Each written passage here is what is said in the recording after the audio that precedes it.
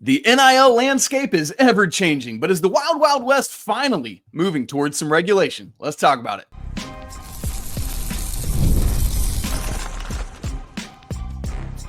You are Locked On College Basketball, part of the Locked On Podcast Network. Your team every day. Hey there, what's up? Welcome into the Locked On College Basketball Podcast, the only daily national college hoop show out there. Happy Wednesday. I'm your host, Isaac Schade.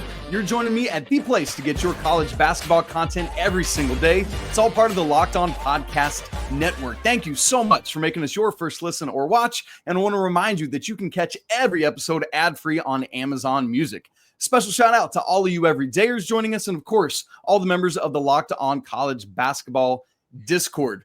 We have a special fun show today, but before we get into talking about that, let me remind you, we will have our Wednesday live show. That'll be around noon Eastern time. Leaf Tulane will join me. We'll unpack all the crazy action from Tuesday night, another loaded Tuesday slate. But today, we're talking very specifically about NIL, and I am honored to be joined by Mr. Justin Giangrande, the CEO and founder of Network. And man, excited to have him with us. We're going to have some big picture conversations about NIL and athletes and representation and where it's all headed. It's going to be a lot of fun.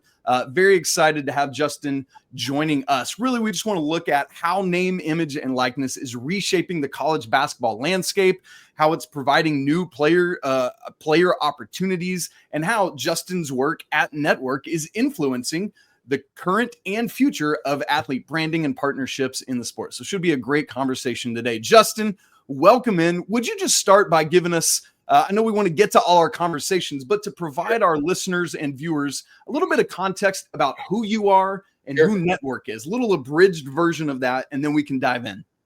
Sure. Super excited to be on. Big fan of the show. Appreciate you. Yeah, background, Justin Giangrande, CEO of Network. We are a sports marketing agency, really focused on elite talent. Opportunistically, early on, my whole background has been in sports marketing and representation at a very high level for over 20 years. I went to University of Florida kind of during the glory days. I was there 2002 to 2006, graduated. And that year we won the 05 basketball team, won the national championship. That fall, the football team won. And so I've always been an entrepreneur. I was blessed. I graduated and stayed and built some businesses that allowed me to stay that year. And from there, I built a lot of great relationships with both the basketball team and football team, stayed there, built some businesses. And then, was really close with Tebow. And, that was when he was going to the Heisman. I definitively remember going to the Heisman with him, kind of thinking this is an end of an era. Like this is over.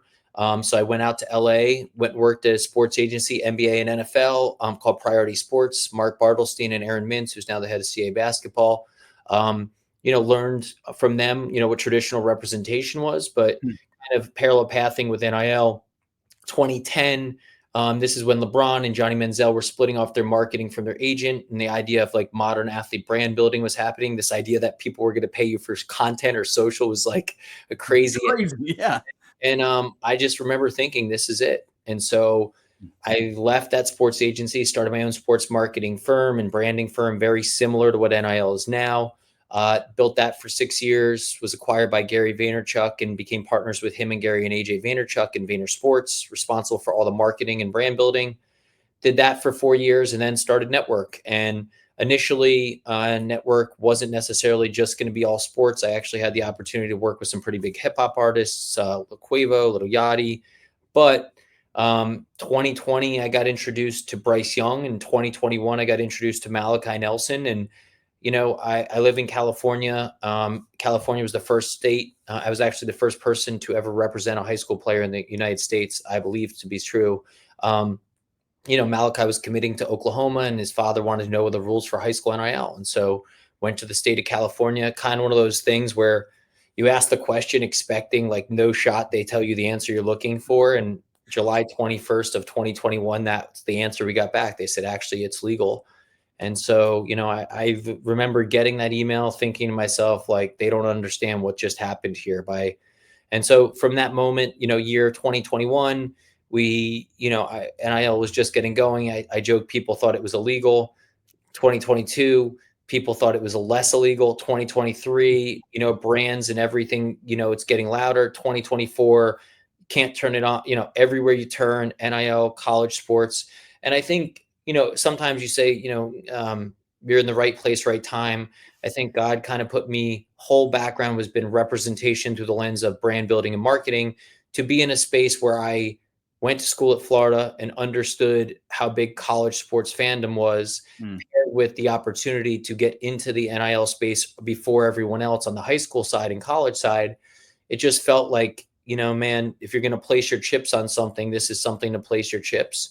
I think there was a lot of people who just thought, not that it would go away, that it just wouldn't be as disruptive as it is. But I just believe that boosters and fans, or boosters and influential people, if you give them the opportunity to tip the scales in their team's favor, they're going to do everything they can, because sports is the one great thing that people are still very, very passionate about live. So here we are, 2025, just sprinting to the end of 24 and prepared for all that comes in 25.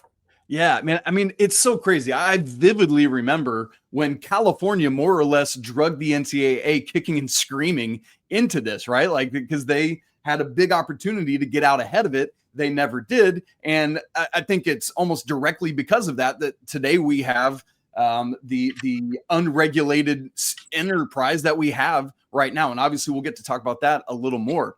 But Justin, you mentioned it, July 1, 2021, we get this whole new NIL world that opens up, but it simultaneously is overlapping with the transfer portal, which is in its infancy. It's also overlapping with the COVID eligibility, right? We are just wrapping that up on the college basketball side. This is the last year where those players that were freshmen in the 2020-21 season have an extra year. So all three of those things lead to this wacky moment. I think you called it a disruption. I love that word for it, Justin.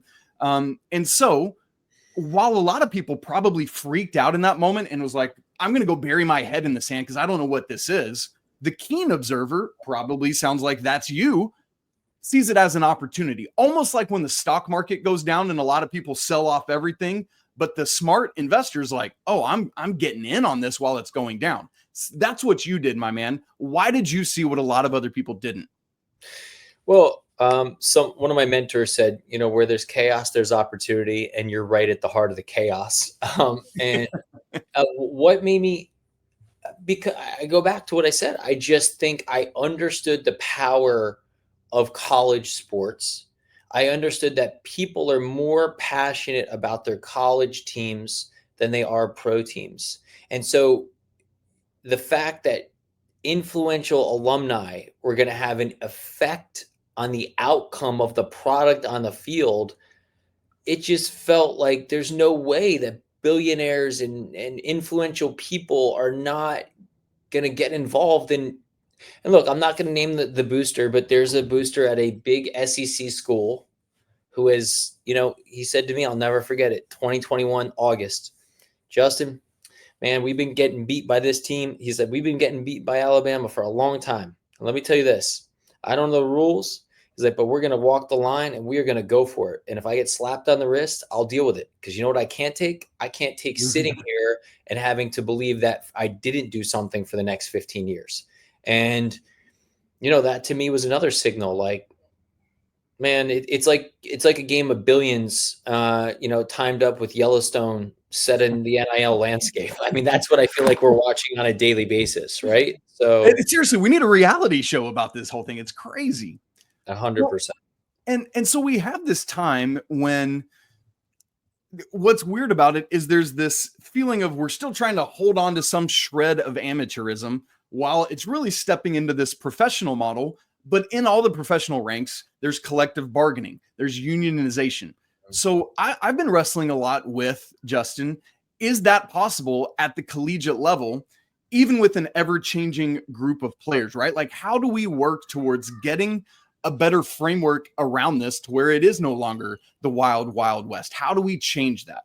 Well, the interesting thing of that is usually players' unions need to gather to create leverage.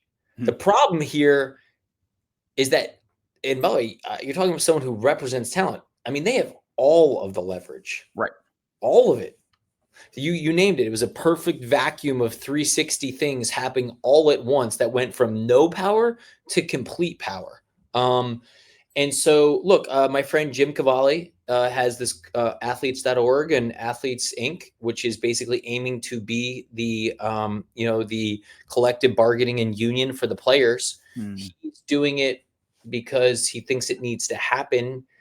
But the problem is, I mean, you also go back to your first point. The NCAA had a chance. I mean, it's like they were playing completely Texas Hold'em and just like all into the middle. No way. It's unbelievable to play that game of chicken and the egg and just to have nothing on the other side. Is just one of the craziest gambles I've ever seen. And probably incompetence. I mean, your job when you're at that level is to weigh the pros and cons and also the outcomes that come. And even if it was a 30% chance, to have nothing in place and hedge your bet is insane. So what do I think? I think there's enough common sense. And look, you're talking to someone who represents some of the most elite talent, DJ Lagway, Julian Lewis. Like, I think even almost everyone does understand at some point there's got to be some sort of rules. But here's the issue. The government does not want to touch this because they've ruled you cannot limit how much someone can make. So, people think I'm crazy because I'm not so sure the settlement's going to hit in July. People keep saying, I've heard a lot of general managers who are still doing it, who are saying, look, when have you ever seen everyone all at once get on the same page? And there's a lot of stakeholders at this that can drag their feet. Candidly, there's some powerful conferences where I think the chaos benefits them and not. And I'm not going to name that. I'm just saying. So it's not my job to get everyone on the same page. But I just think we're going to continue this. In my opinion, this still evolves for 5 more years, different versions of it. Yeah. It leads to probably football breaking out and becoming its own property. Feels like that is the inevitable because it just doesn't work. To try to fit all these rules in one place is just, they're not all size. They don't all fit together. I don't see how that's not the logical end of this. What you just said about football breaking off from everything else and being its own entity. Justin, you mentioned the House settlement.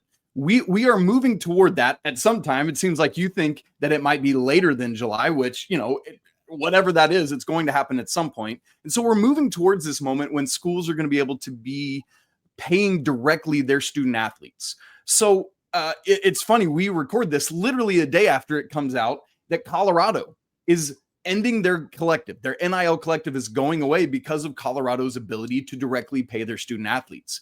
So as you look at that, and as you think about it from your chair, what do you see as the future of these collectives that schools have established? You think we're going to see a doing away with that?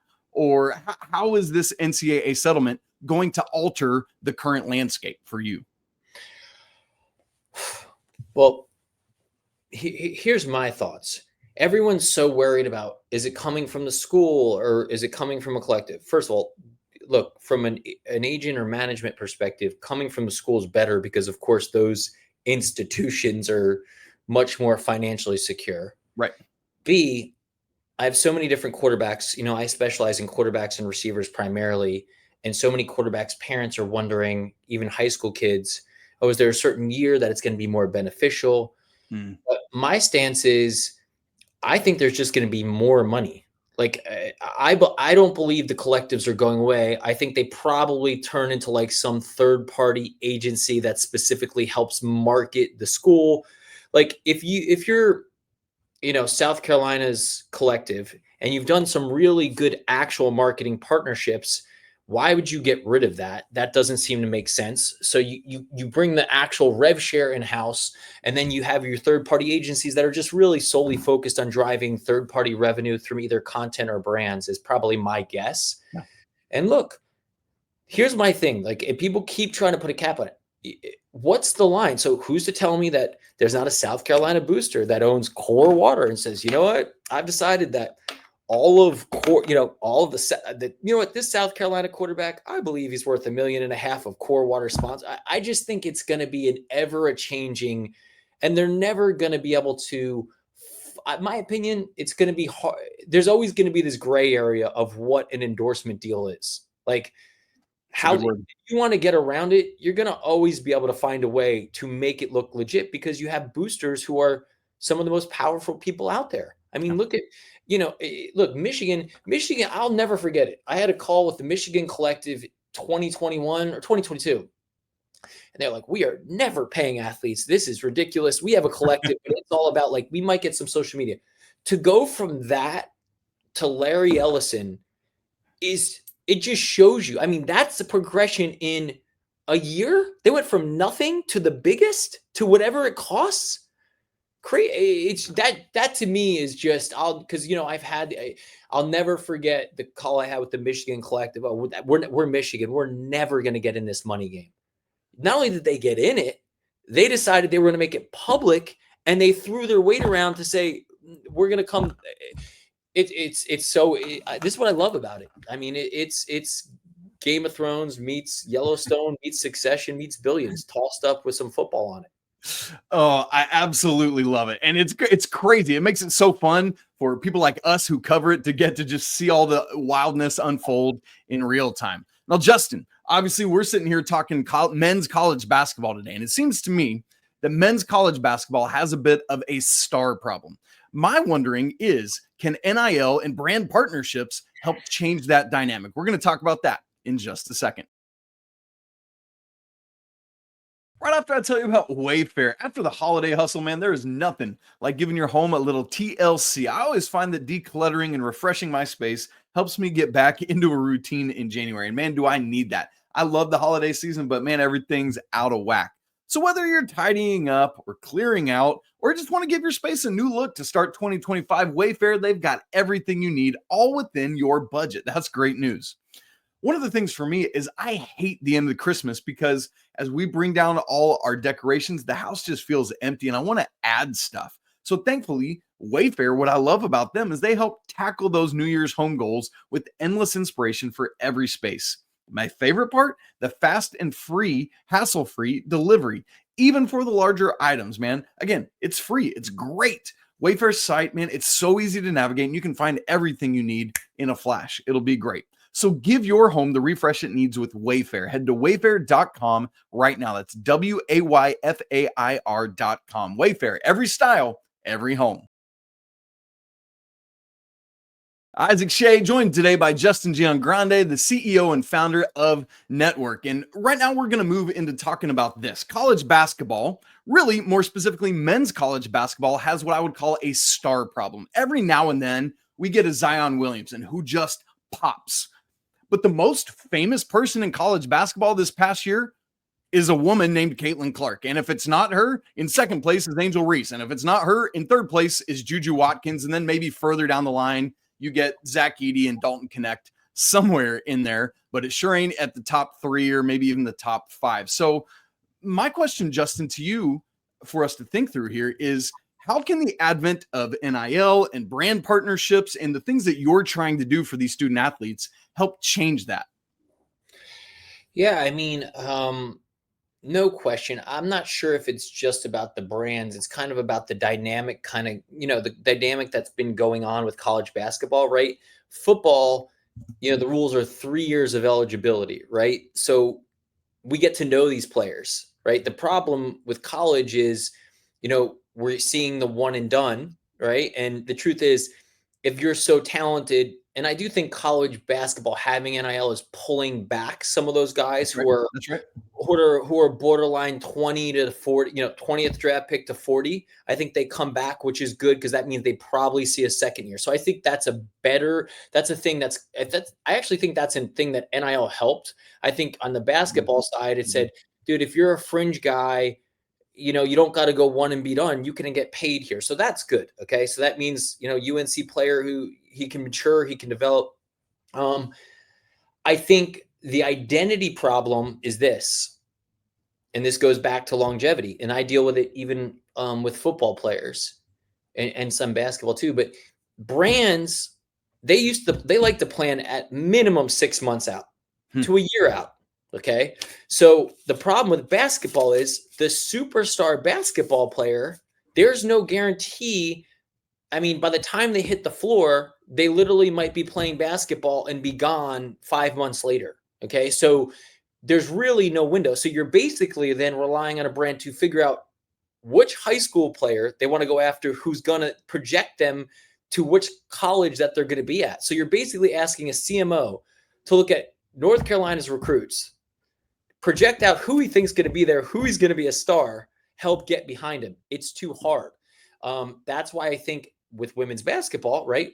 Juju Watkins going to be there for 3 years, more likely, because why? We're seeing more money flow into women's basketball on the brand partnership side than we've ever seen in college, to the point where now the NCAA, I mean, the women's basketball pro is actually increasing their compensation.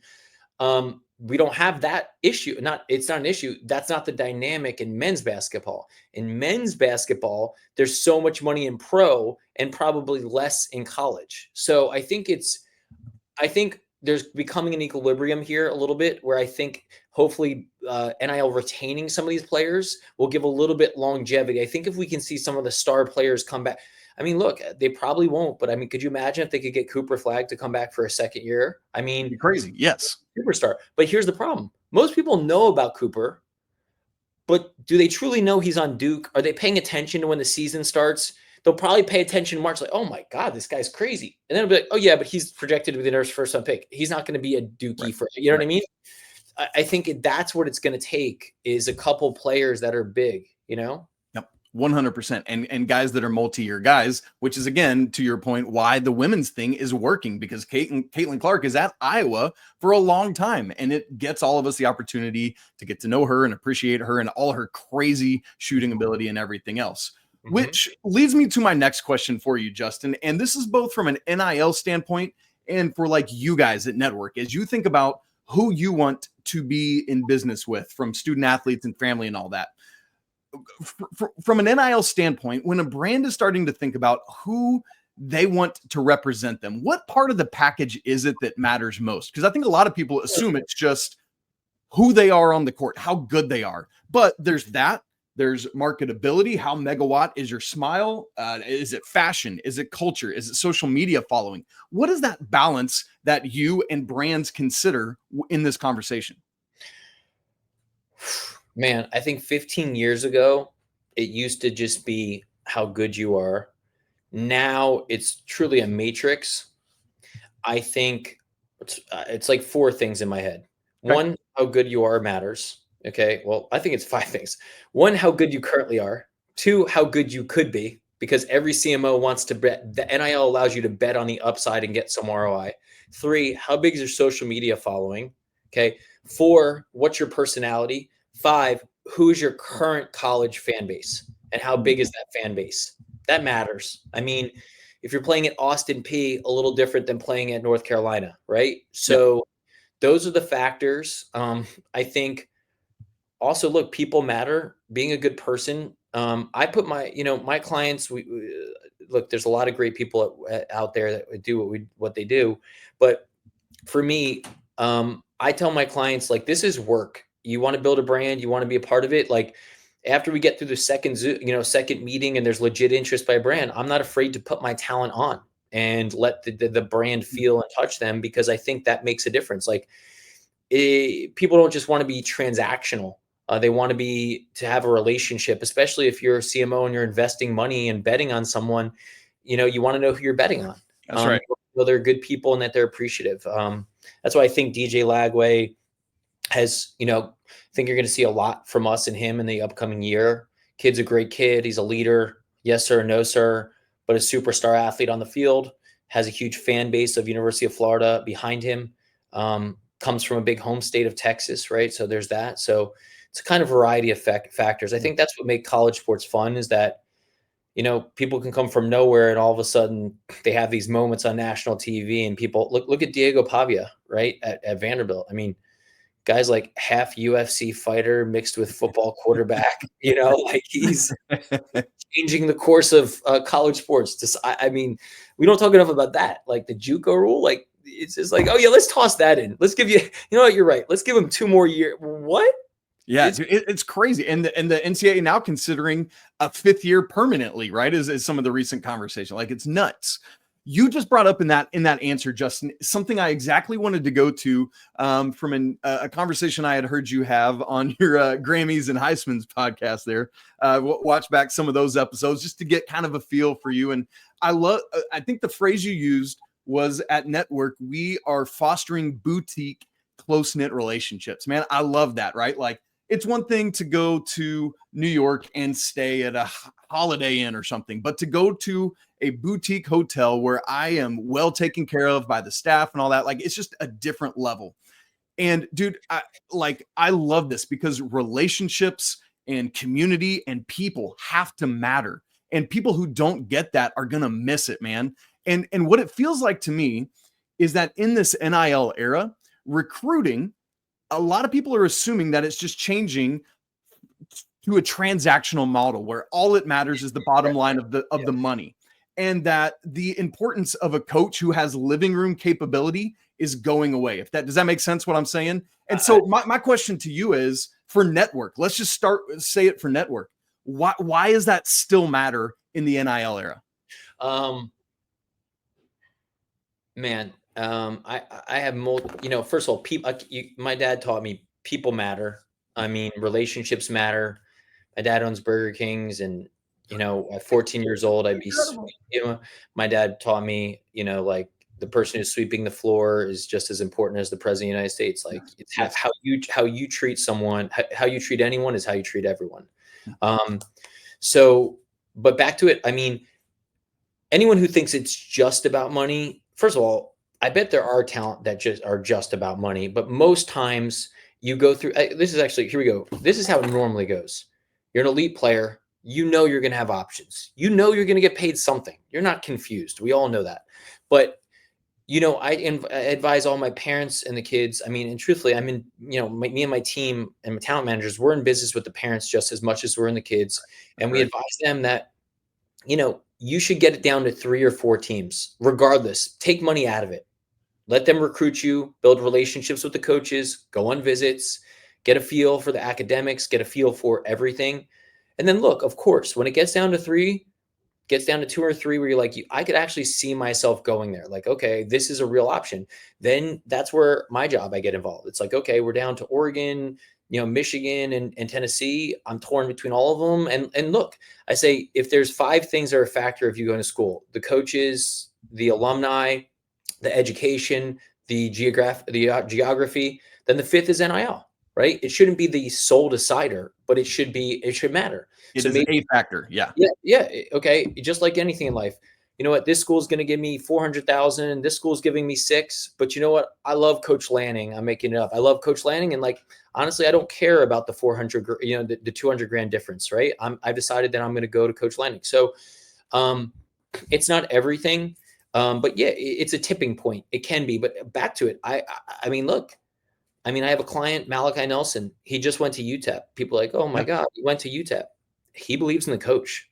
I mean, he believes if he goes and plays for him, he can produce and he can go to the NFL, and he believes in him. I mean, would I ever thought Malachi would be at UTEP? No, but the coach there, he believes in, he trusts him. And so I think that's the cool thing. I mean, I think we're actually also seeing smaller schools, that David and Goliath mentality, because playing time matters. We're seeing a lot of talented players not want to sit and be second string, third string, right? Which I think is really good overall for colleges. I think that's going to make it more competitive. That's so true, because it's like, do you play fantasy football or any fantasy sports, Justin? Yeah. Fantasy. Okay. Like, if you do a snake draft, you just get who's sitting there. But in an auction draft, if I want, I don't know, like, if I want Saquon Barkley, I can go get him. Yep. And that is NIL now. If I'm at UTEP and if the relationships are there and everything's right, and I'm a booster who's got, Ford dealership and I want to pay the money, I can. And I can get Malachi to come be our quarterback. And again, it's all of these factors, but it does really level the playing field in that regard. I love it. So a couple more conversations for Justin and I to have. We've thought so much about what student athletes and families and athletic departments need to learn about NIL, but what do brands need to learn? And as we start to think more about this, what is the future of NIL and what is the future for network and what Justin and his crew are trying to do? We'll get to all of that in just a second. Right after I tell you about Rocket Mortgage and their great app, Rocket Money. For some people, I know Rocket Money has helped them find subscriptions that maybe they forgot about, or maybe a subscription that you're accidentally paying for twice, doubling up on it.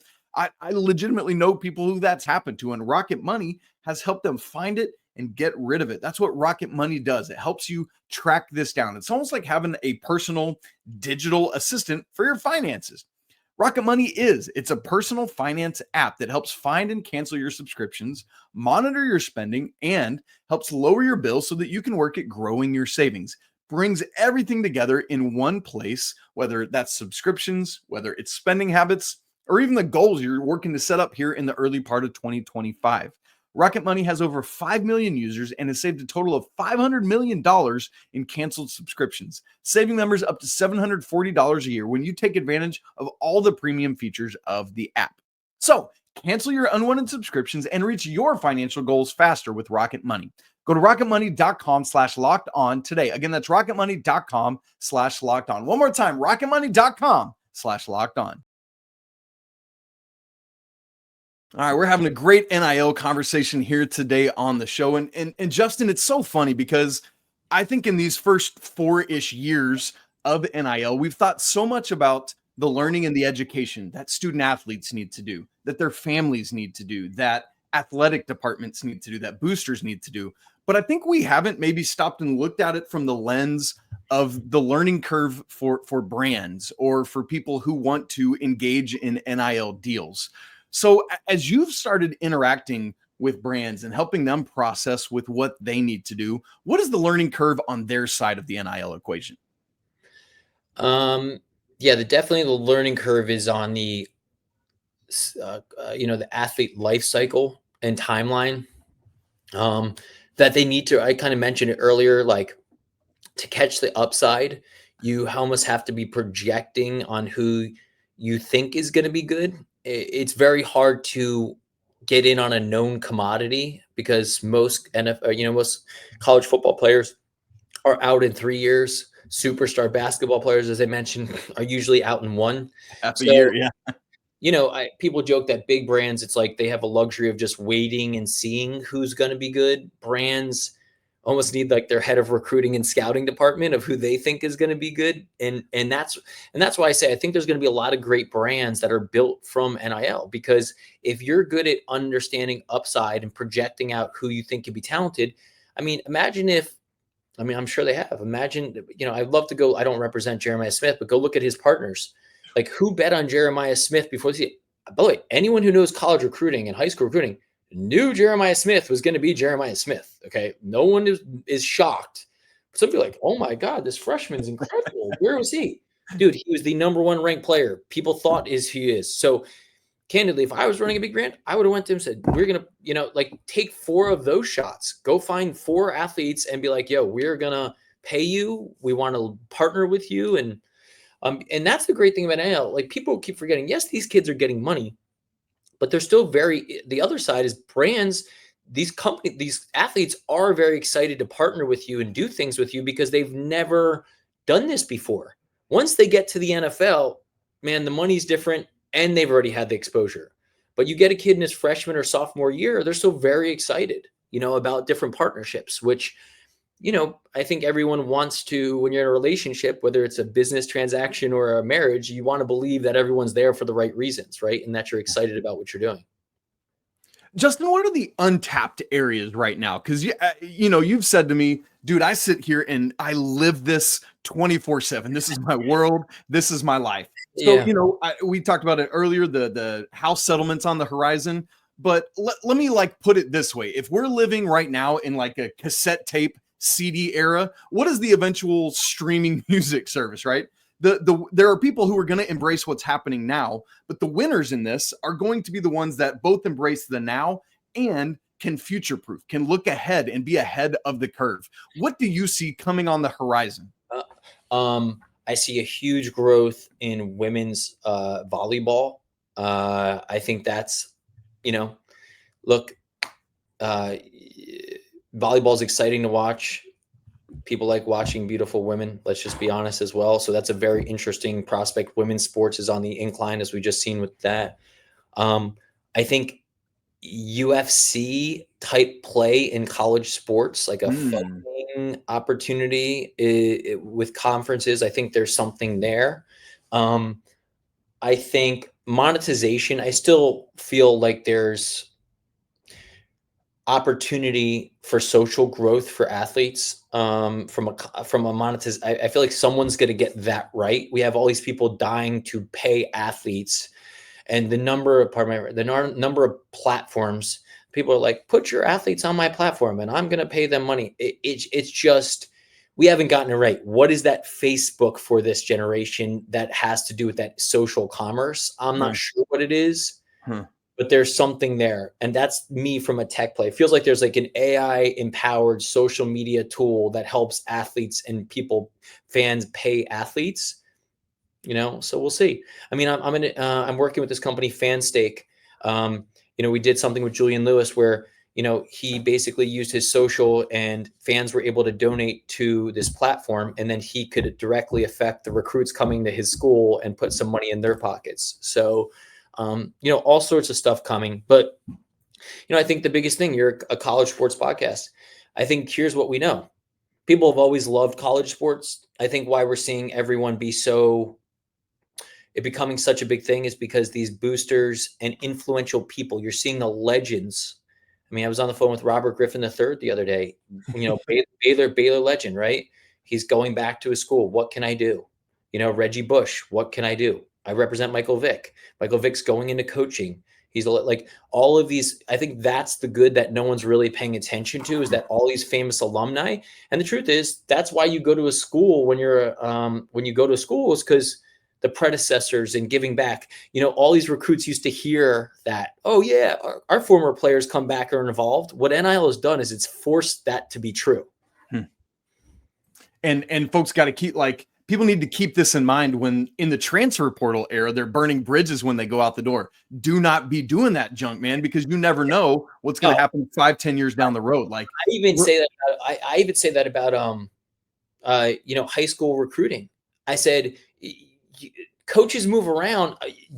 You say no to a school but there was an offensive coordinator you love, but he puts up numbers. I mean, look, this happened at Indiana. Okay, I'm just saying this. Indiana went from nothing to undefeated to that staff did so well that they were gone. So think about it. Indiana was like, come here, we're gonna kill it. We're gonna kill it. They went so far undefeated that half of the offensive staff got jobs. So they played themselves out of building that roster because they played so well, Yeah, man, it's crazy. It's crazy.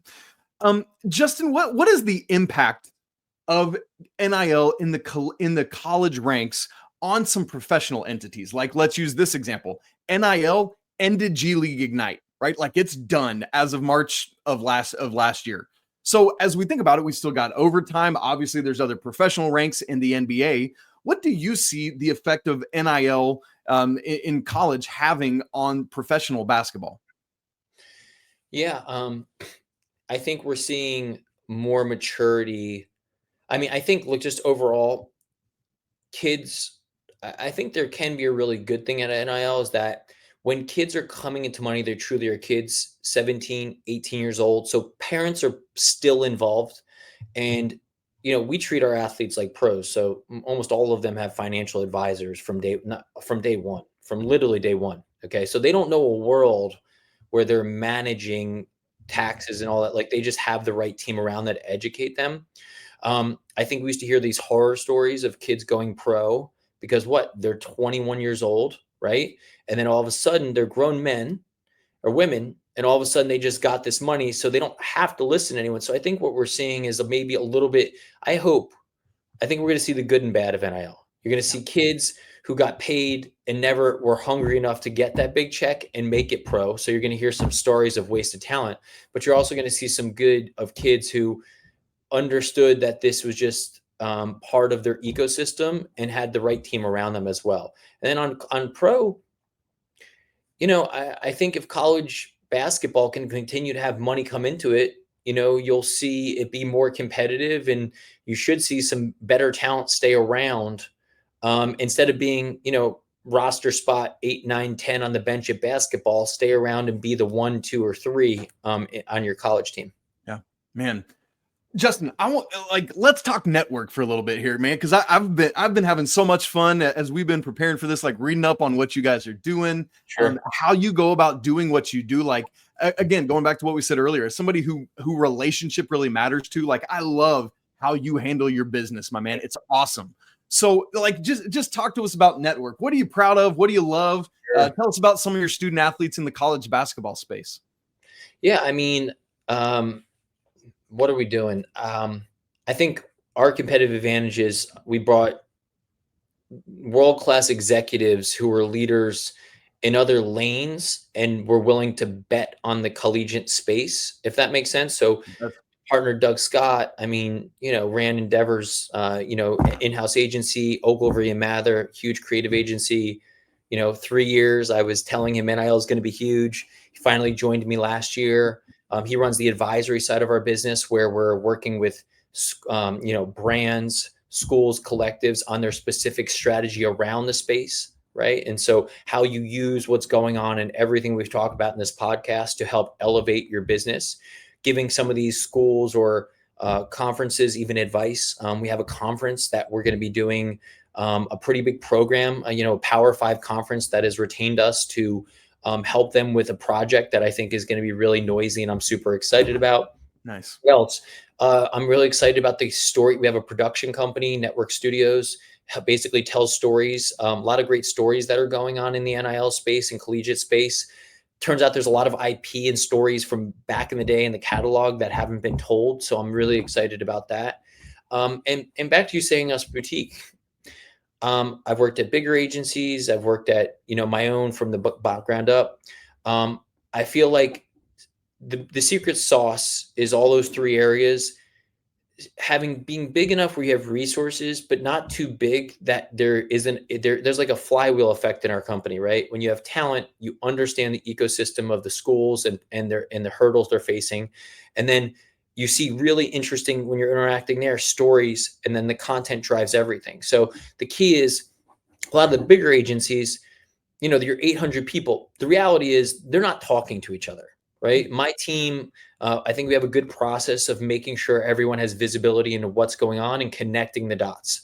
And so, every year we're not going out to sign 100 clients. Like each year, looking for 2 quarterbacks, 2 receivers, 1 women's basketball player, 1 men's basketball player, and we're really their partner. We're building their brand. We're creating some IP with them, even some stuff that we can own with them, and hoping that, we're going to help them navigate, monetize that fan base. And then when they go pro, we'll be right along their side, focusing on their marketing, focus on their brand building.